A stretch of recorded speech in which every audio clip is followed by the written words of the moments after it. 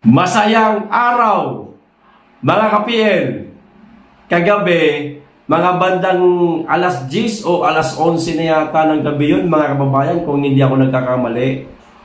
Umalingaw-ngaw po sa social media at sa mainstream media itong arrest warrant po, mga kababayan, kay dating Senador Antonio Trillanes na nagmula po sa Quezon City Trial Court na inihain naman po, mga kababayan, ni Davao City Representative Paulo Duterte dahil di umano, mga kababayan, sa mga ginagawang false testimony nitong si dating Senador Antonio Trillanes nga.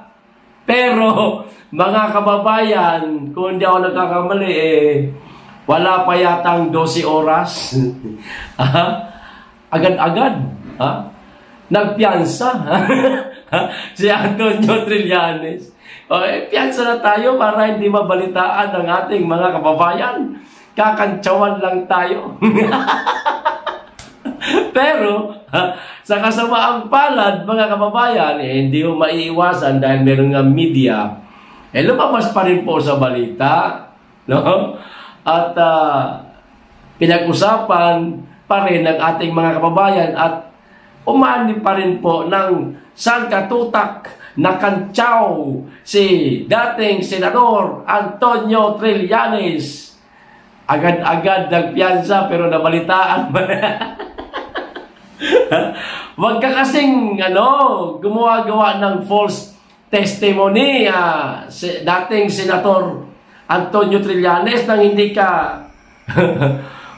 mabibigyan o walang maisisilbi sa iyo na arrest warrant. Isa po yan sa mga pag-uusapan natin, mga kababayan. Pangalawa, etong si Mayor Magalong. Siguro naman po, kilala niyo siya. Magaling na alkalde, tapat kung mamuno, hindi kurap. Galit nga ito sa kurap no? Meron di umanong mga aligasyon itong mayor, itong alkalde nga na si Magalong sa mga iilang kongresista lang naman, hindi naman po lahat. Pili lang naman po kasi. Ang aligasyon niya mga kababayan, ito di umanong mga kongresista na ito na binanggit niya, kumikikback di umanong mga kababayan sa pork barrel. Ngayon, palibhasa, pinangalanan ni Mayor Magalong, kung sino-sino itong mga kongresista, pinatawag si Mayor Magalong sa House hearing para patunayan niya kung gaano katotoo yung kanyang mga aligasyon ngayon. Matapang nga matapang yan si Magalong harapin talaga kayo. Ang ginawa ni Magalong, pupunta na sana sa House. Ang problema, bumahag po ang buntot ng mga kongresista, hindi po humarap. Bumahag ang buntot, mga kababayan. Takot, baka marinig po ng ating mga kababayan kung ano sasabihin ng alkalde. Pangatlo, meron pong video ngayon na kumakalat sa social media, mga kababayan, na tila pinupuna niya ang ating pangalawang Pangulo. Hindi ko kilala ito. Broadcaster ito, mga kababayan. No? Hindi naman po natin siya babanatan, kundi pupunain lang po natin siya. O gagawan lang po natin ng reaksyon itong mga sinabi niya. Kilala niya naman po ako, mga kababayan. Hindi naman po tayo marunong bumanat. Minsan lang. Lalo na kapag sa mga korap na politiko. Gumagawa lang tayo ng reaksyon. Ayan. Batay rin sa kanilang mga sinasabi at mga nalalaman din natin. Di ba? Sir, mawalang galang po hindi ko po kayo babanatan. Gagawan ko lang po ng reaction video. Itong mga sinabi niyo po. Okay? Peace tayo. Okay vlogger lang ako, broadcaster ka man po. Hindi man ako sikat na broadcaster. Vlogger, hindi rin sikat. Gumagawa lang ng ng mga short contents. Ayan. Okay. So, ito na mga kababayan. Unahin po natin itong arrest warrant nga ni dating Senator Antonio Trillanes. Natawa ako eh. Alam niyo kung saan ako natawa? Ito na, basahin ko na. Naglabas ng arrest warrant ang Quezon City Trial Court laban kay dating Senator Antonio Trillanes IV kaugnay ng kasong false testimony di umano mga kababayan. Matapos ang reklamong inihain ni Davao City Representative Paulo Duterte kaugnay ng umano'y maling pahayag nito sa isang pagdinig sa Kamara, mga kababayan.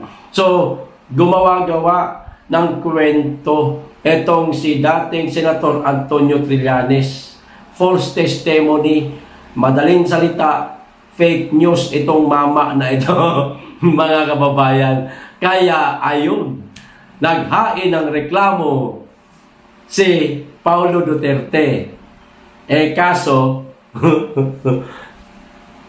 ayaw yata niyang malaman. Ayaw kong mabuko, magpiyansa ka agad tayo. Pero hindi pa rin po nakalusot. Buko. Sinasabi na naghain na ng piyansa. Kita nyo na. Si Trillanes nitong July 8 o kahapon po ito mga kababayan para sa pansamantalang kalayaan nito. Sana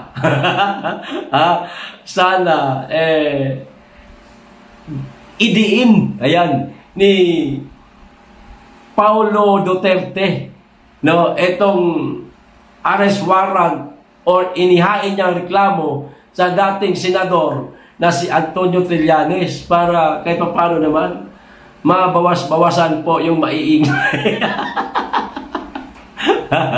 Marami nang naiinis dito ng mga kababayan natin eh.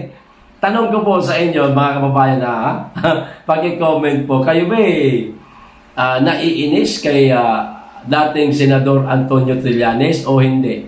Paki-comment lang po mga kababayan kasi kung ako naman po ang tatanungin ninyo, oo. Oo, kasi po tulad din po ng reklamo ni Paulo Duterte, mahilig di umano ito sa mga false testimony o fake news. Sino pa naman gaganahan sa mga fake news na laging lumalabas sa bibig ng taong ito? No? Lahat maiinis, di ho ba mga kababayan? Pero ito po ang nalalaman ko tungkol dito.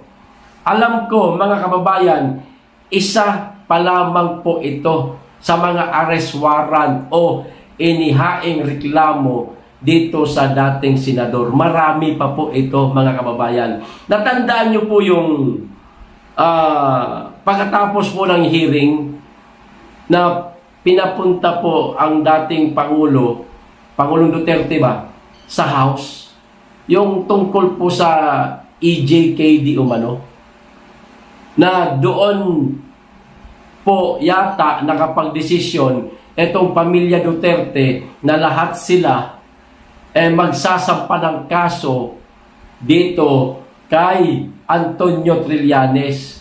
Isa pa lang po ito. Marami ito, alam ko eh. Pamilya Duterte nga, naghain sa kanya ng reklamo, isa-isa. Mauubusan ka ng bala dito, Trillanes. Magkano man ang piyansa nito, hindi ko man alam kasi wala man tayong alam sa mga ganyang piyansa na yan. No? Maaaring malaking halaga to mga kababayan. Mauubusan ka ng bala rito. Baka magkautang-utang ka kay Dilima at kay Risa. Antabayanan natin mga kababayan, kung kaninong reklamong inihain na naman ang lalabas para magsilbi ng arrest warrant sa dating senador na si Antonio Trillanes. Okay, ito po, pangalawa mga kababayan, Meron pa pala kung hindi nakalimutan na sabihin sa inyo kanina, marami pa po tayong pag-uusapan, pero isunod ko na po batay doon sa mga nasabi ko sa inyo kanina. Itong kay Mayor Magalong, mga kababayan,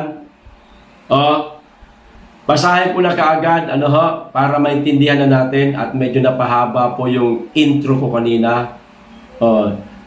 Nang ibulgar ni Baguio City Mayor Benjamin Magalong ang kickback ng mga kongresista sa pork barrel ay hinamon ng Kamara na dumalo ito sa House hearing at patunayan ang kanyang mga aligasyon.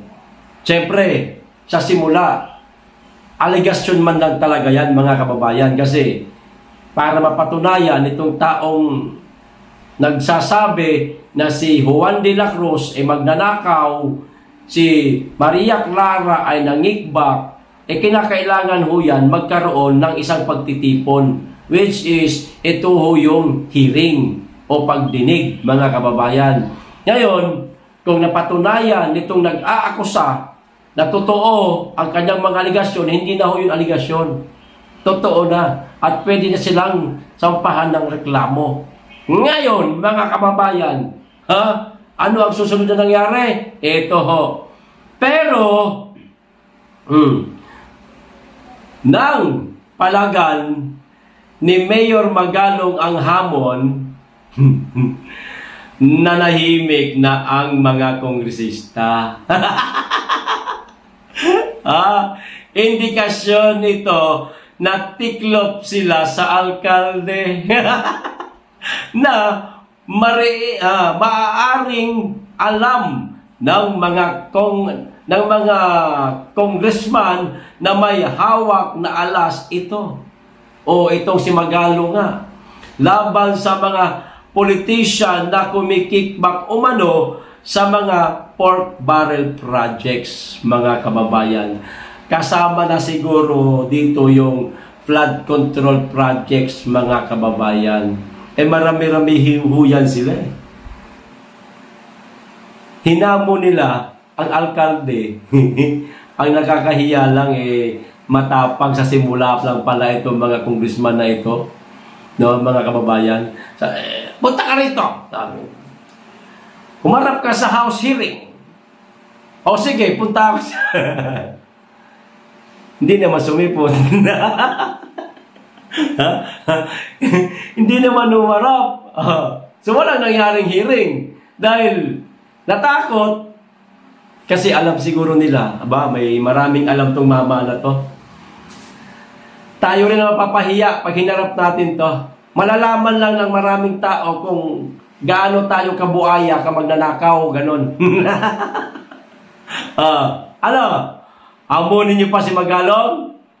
Mga kongresistang kawatan, mga magnanakaw, mga makakapal na mukha, hindi na marunong mahiya, pinakakain nyo sa pamilya nyo, galing sa nakaw, ang kakapal ng mukha ninyo. Pera ng taong bayan yan. Pinaghirapan yan ng bawat pamilyang Pilipino, ng bawat individual na ating mga kababayan, na nakawin nyo lang. Para yan sa mga proyektong ilalaan niya sa mga proyekto sana ng gobyerno. Kaso itong administrasyon din na ito, wala namang ginagawang proyekto, kaya tuloy nakabinbin yung pera dyan, hindi nagagalaw. So ang gagawin na lang nitong mga mapagsamantala't kawatan ng mga congressman, gagawa kuno ng proyekto, ghost project ba? Hihingi ng malaking pondo. Wala naman tayo nakikitang mga infrastruktura, mga kababayan. Saan napunta yung pera? Siyempre, sa mga kirida nila.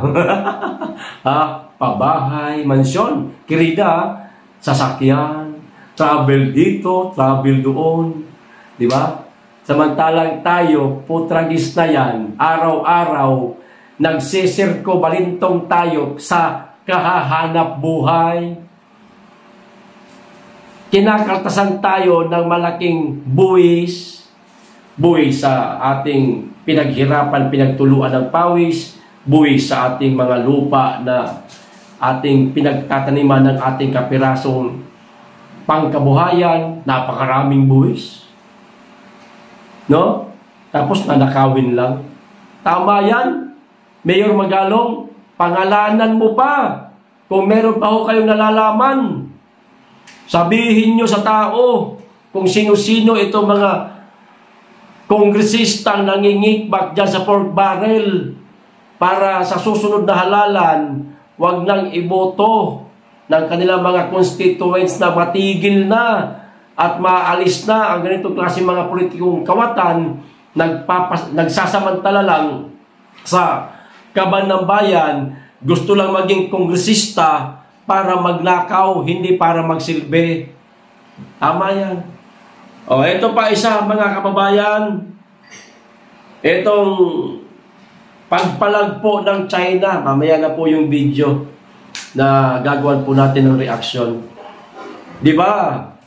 Na pag-usapan po natin kahapon na itong ating Pangulong Bongbong Marcos di umano, parang nakikisawsaw sa gulo ng Taiwan at ng China. O eto na po mga kababayan, nagsalita na po ang China. Pinalagan po ang naging pahayag nitong si Bongbong Marcos. Tapang-tapangan tong taong to. Buti sana kung nasa likod mo ang Amerika, binola ka lang nung pumunta ka, Mr. President, nakipagkita ka kay Trump, pinobola ka lang nun para ang lahat ng mga produktong magmula sa Amerika papasok sa ating bansa walang taripa. Sinabi niya lang yon na oo, nasa likod mo ako. Halimbawa, magkaroon kayo ng mainit na girian ng China, nasa likod mo ako. Tignan nyo ang Ukraine, ano nangyari? Pinabayaan din naman ng Amerika. Di ba?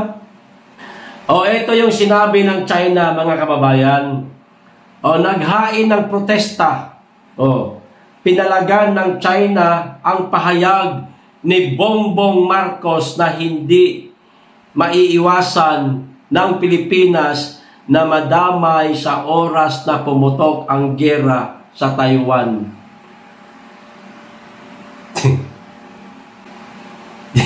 Siyempre, yabang niya lang yan. No? O baka naman totoo yung usap-usapan ng ating mga kababayan na nagmamind conditioning na itong taong ito.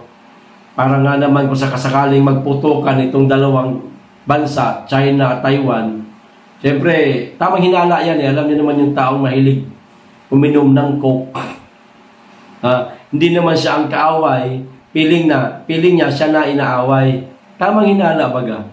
Tapos biglang oops! Para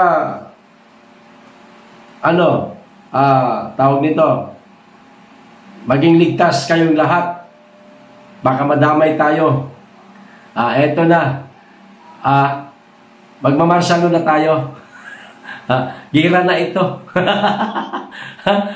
Wag mo kaming lansehenyor.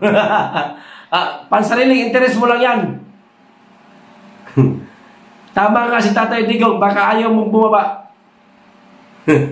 Ayon kay President Marcos, ito na. Mapipilitang makialam, kita nyo na. Ang Pilipinas kapag kasumiklab ang gulo dahil kailangan iligtas ang libo-libong mga Pilipino sa naiipit sa Taiwan. Kita nyo na? So, makikialam siya sa gulo ng dalawa. Maaaring kumampi siya, si Marcos, sa Taiwan. Hindi natin alam kung anong hakbang na gagawin niya. Maliwanag, nakalagay dito maliwanag, mapipilitang makialam ang Pilipinas. So, ano ibig sabihin? Tutulong siya sa Taiwan? Di ba, kahangalan, mga kababayan, kabubuhan, tangina, nyor, pwede mong pauwiin na ngayon pa lang ang mga libo-libo nating mga kababayan na nasa bansang Taiwan. Huwag mo nang hintayin na sumiklab ang kaguluhan sa dalawang bansa na yan. Pauwiin mo na ngayon para huwag ka nang makialam sa gulo ng dalawang bansa na yan. Wala tayong kaya. Ina naman itong tao. Buti sana kung ikaw yung unang katamaan ng missile. Hindi. Lilipat ka lang, aalis ka ng bansa. Eh kami maiiwan dito. Paano kami? Wala kaming kayamanan na sing dami ng tulad ng sa inyo na kaya rin namin lumipad ng ibang bansa. Eh mamamatay kami rito. Kung hindi man kami mamatay sa naglalakihang mga missiles, mamamatay kami sa gutom at uhaw. Tigil mo niyang kahangalan mo. Huwag ka masyadong pabida. Wala tayong kaya sa China. Tragis, itong mama na itong hindi nag-iisip, mga kababayan. O ito pa, pero babala ng China, dapat sumunod ang Pilipinas sa One China Policy at iwasan daw ang tila paglalaro ng apoy sa pamamagitan ng pakikisawsaw nito sa issue sa Taiwan. O kita nyo na, kilalanin mo, Mr. President, ang One China Policy. Aminin natin ang katotohanan, China at ang Taiwan, iisa nung araw yan. Walang pinagkaiba sa Ukraine at Russia. Baka gusto lang ng China na bumalik na ang Taiwan sa kanila. Eh wag natin sila pakialaman, problema nila yan. Parang mag-asawa lang yan. Away na mag-asawa tungkol sa pera. Eh wag mong pakialaman. Manahimik kang kapitbahay ka. Madadamay ka, wag kang makikisawsaw. Maaari kang umawat kung sakasakaling nagkasakitan na pero pag himasukan mo yung problema nila, wala kang karapatan. Akasikasuhin mo yung sariling problema natin sa bansa. Napakarami natin kinakaharap na problema na wala kang ginagawang solusyon.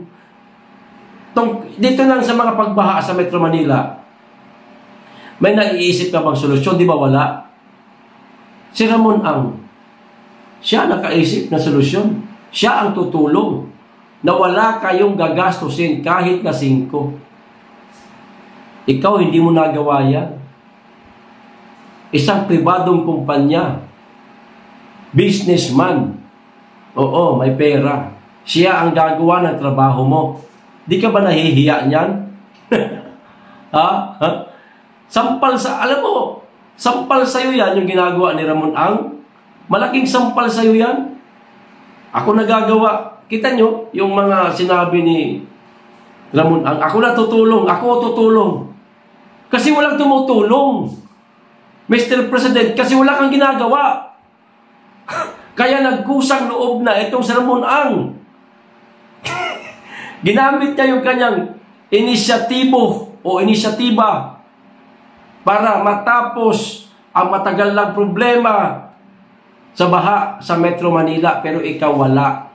Ikaw ba nahihiya niyan? Yan ang unahin mong problema. Yan ang mga dapat mong tapusin, yung mga solusyonan mo. Huwag kang makikialam sa away ng dalawang bansa. Wala kang karapatan. Putang ina naman. Kala mo, sinong kalaking bansa natin? Wala naman tayo. Wala nga tayong kagamitan pang digma. Lalaban ka dyan. Binombahan yung lugar nyo. Dyan sa, malapit pa man din yung lugar ninyo. O, dyan sa China. Pag binombahan, ikaw masisisi ng mga kababayan mo, mga Ilocano. Buti man kami dito sa Mindanao, malayo man kami.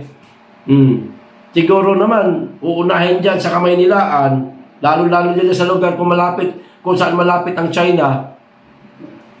Yan ang unang bubombahin. Kung halimbawa magkatotoo man, wag naman sana, kawawa naman yung ating mga kababayan. Di mo iniisip yung mga kababayan mo sa bansa mo. Sa Pilipinas, bansa mo ito. Hindi mo iniisip. Iniisip mo yung ating mga kababayan na libo-libo nga ang dami na sa Taiwan. Kaya ka makikialam sa gulo nitong dalawang bansa. Ipauwiin mo na lang. Huwag ka na makialam sa kanila. Napakabobo mo naman. Simple-simple ng problema mo na yan. Mag-atas ka. Mga kababayan ko, baka sumiklab din ang kaguluhan ng dalawang bansa na yan.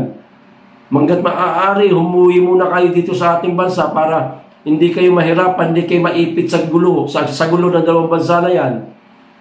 Umuwi muna kayo. Ganon ba? Ngayon, kung sino man itong ayaw umuwi, o hindi mo na kasalanan yan. Basta ikaw, inihikayat mo na silang pauwiin sila. Magpadala ka doon ng mga C-130 plane para hakutin yung ating mga kababayan. Kung sino yung gusto na umuwi ng Pilipinas para wag maipit sa gulo, yon ang magiging ligtas. Ngayon yung pinili nila na doon lang sila, at least, kahit paano, may ginawa ka ng solusyon, sila mismo ang tumanggi. O parang wala ka ng kasalanan doon. Ganun yon. Kaysa makisawsaw ka, gulo ng dalawang bansa, bombahin yung Taiwan, bombahin din tayo. Isipin mo yung mga kababayan mo nandito sa bansa natin na mas marami di hamak kaysa mga OFW yung naroon sa Taiwan. Hindi ko sinasabing pabayaan yung ating mga kababayan doon sa Taiwan, ha? Hindi ko sinasabing ganun. O kaya nga, nananawagan tayo sa presidente na kapag ka masyado nang mainit itong dalawang bansa, magpadala doon ng mga C-130 plane, marami, hakutin yung ating mga kababayan, ilikas ka agad. Yun. Imbis na makialam ka, ilikas mo na lang yung ating mga kababayan. Itong sinabi ng China, mabigat to. Huwag ka daw maglalaro ng apoy. Baka mapasok kanyor. Mapasok yung mga kababayan mo. Kami, ikaw may pera ka, lalayas ka lang naman, hinayo. Mag-isip-isip ka, gamitin mo naman yung kapiraso mong utak. Hirap talaga mga kababayan kapag ka ay, ginoo ko na presidente ito. Magaling pa yung barangay captain. O ito na mga kababayan, yung video na gagawan po natin ng reaksyon. Panoorin po muna natin bago po ako magbibigay ng aking reaksyon. Okay? May nakapagsabi kasi sa akin, ewan ko kung totoo, na hindi daw ina-accredit ng Office of the Vice President ang DZMM. Ay teka po muna, hindi nyo po pera yan. Paalala lang po sa Office of the Vice President, ang nagpapatakbo po ng Office of the Vice President ay pera ng taong bayan. Hindi po pera ng Vice Presidente. So ibig sabihin may public interest po yun. Hindi mo pwedeng iban dahil lang ang pagturing mo ay may bias. Kung may bias ang sinasabi mo, hindi reklamo mo sa pamunuan kung may bias yung report, hindi ho ba? Bakit? Dahil part owner si Speaker Romualdez sa DZMM? O ano naman ngayon kung part owner? Di ba? At assuming, kahit sabihin mo na, sige, pag-aari, part owner, ang mga majority owner ang mga Romualdez, anong karapatan ninyo para iban? O yan, mga kababayan,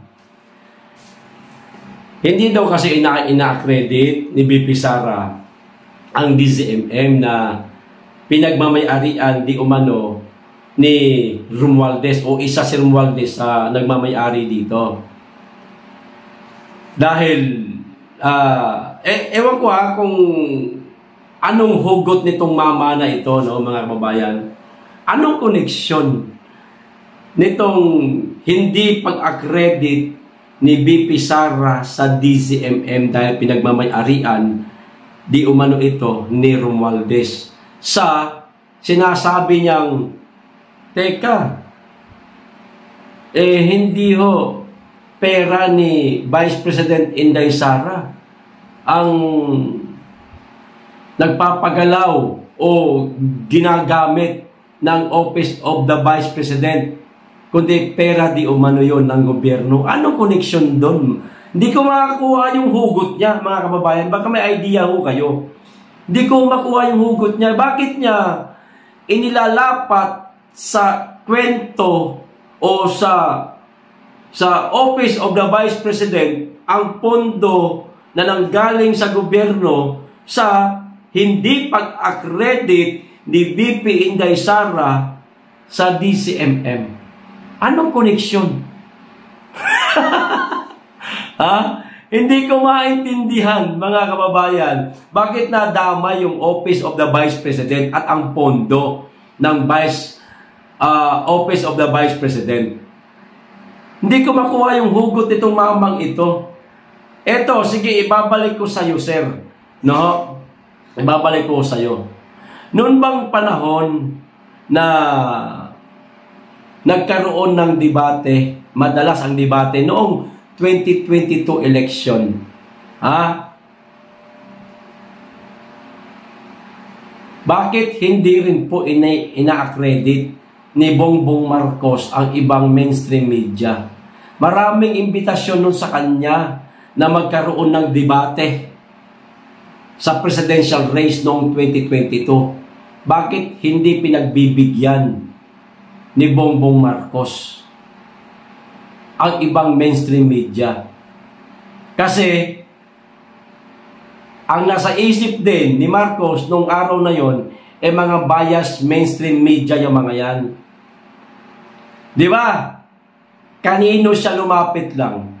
Kanino siya, kaninong imbitasyon ang tinanggap lang ni Bongbong Marcos? Walang iba, kundi ang SMNI lang. Kasi alam niya na hindi biased ang SMNI. Patas kung ituring sino mang mga politiko. Isa pa, ang ginagamit ng SMNI na pondo ngayon, hindi rin po galing sa kaban ng bayan. Dahil walang politiko. At hindi politiko si Pastor Kibuloy. Maaari tumakbo yun sa pagkasenador dahil gusto niya lang iayos ang maling sistema sa ating bansa. No? Bakit nila tinanggalan ng prangkisa o bakit nila pinasuspende ang prangkisa ng SMNI? Samantalang wala namang politikong involved dyan.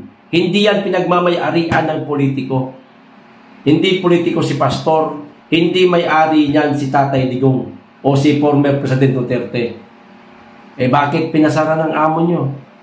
Sige nga. Di ba, mga kababayan? Nagtataka lang ako paano niya kung bakit niya in-involve ang Office of the Vice President at ang pondo. Pwede namang sabihin niya lang sana na, Madam Vice President, bakit hindi niyo po ina-credit ang DZMM? Dahil ba isa sa may-ari nito si Martin Romualdez? Ganun lang. Wag mo nang i-involve yung OBP at ang pondo nito. At wala namang kinalaman. Ang pondo ng OBP at ang OBP sa hindi pag-accredit ni BP Sara sa DCMM. Dahil ba ang gumagawa ng pondo ng Office of the Vice President ay ang Kamara na ang Speaker of the House si Martin Romualdez. Kumbaga, ang ibig mong sabihin siguro nito, siguro lang baka ito ang ibig mong sabihin. Pag mong tatablahin o ibaban ang DCMM dahil ang nagbibigay sa inyo ng pondo dyan sa OBP ang Speaker of the House mula sa House of Representatives. Para bang ganon? So, tatanaw pa ng utang na loob ang OBP kay Martin Romualdez para kaya wag niyang iban o kaya dapat niyang i-accredit, ganon. Para bang ganon ang gustong palabas nitong mama na ito? Teka, ito, pasimplihin natin. Parang ganito gusto niya mangyari. Parang ganito lang Vice President Sara Duterte, bakit di mo ina-credit ang DCMM? Tandaan mo, halimbawa ako yung lalaki, ang nagbibigay ng pondo mo sa OBP, walang iba kundi ang House of Representatives o ang Kamara o ang Speaker of the House na may-ari nitong DCMM. Parang ganun. Di ba, mga kababayan? Kasi na-connect niya yung pondo doon sa pondo ng OBP kay BP Sara dahil lang doon sa hindi pag-accredit ni BP Sara sa DCMM. Napakababaw naman, sir. Ako nabababawan ako doon sa reaction mo. Kami nga itong mga nakasubaybay sa SMNI, no, mga nagugustuhan namin ang paghahatid ng balita ng SMNI. Kami ewan ko lang kayo, no? Nasasaktan nga rin kami sa ginagawa nila o sa ginawa nila sa SMNI na naghahatid lang ng tamang balita. Nagtatanong lang ang mga angkor kung totoo ba etong mga aligasyon na nasabi na minsan ni Eric Celis na di umano 1.8 billion di umano ang travel expenses ni Martin Romualdez. Pwede niya namang sagutin yun. Walang katotohanan, fake news, tapos. Pero anong ginawa? Ang hinala ng karamihan dahil doon sa katanungan na yon, nasaktan di umano si Martin Romualdez, kaya pinasuspende ang prangkisa hanggang ngayon, hindi pa na ibabalik. Nasaktan din kami mga nakasubaybay sa SMNI. Meron bang politiko sa SMNI? Wala. Meron bang pera na nagmula sa gobyerno na ibinibigay sa SMNI? Wala. Tumulong pa nga ito sa Marcos, kay Marcos Pinahiram ni pastor, kung daw nagkakamali ng mga bases di umano, kung tama ba ako o baka mali ako, at ng kung ano-ano pa, libre, walang bayad. Tapos nang manalo na, ito ang ginawa nila sa SMNI. Tingin nga sir, ang DZMM ba? Ang DZMM, ewan ko lang nakatulong ba yan sa kandidatura ng pinsan ng amo mo? Sige nga, tanong ko lang naman sir baka nakatulong, hindi ko kasi alam Di ba mga kababayan? Pasensya na sir hindi ko kayo binabanatan. Nagre-react lang po ako sa mga sinabi nyo. Kulang pa nga hindi ko masyado nakuha yung iba. Kasi nakatutok ako doon sa pondo ng OBP at sa tanggapan ng OBP. Doon ako nakatutok, bakit mo kinukunik? Di ko maintindihan. Pero nagbigay na ako ng example, baka yun nga ang gusto mong ipunto ron. Okay, so hanggang dito lang. Maraming salamat. Mag-iingat kayo lagi. Higit sa lahat, mahalin natin ang Pilipinas.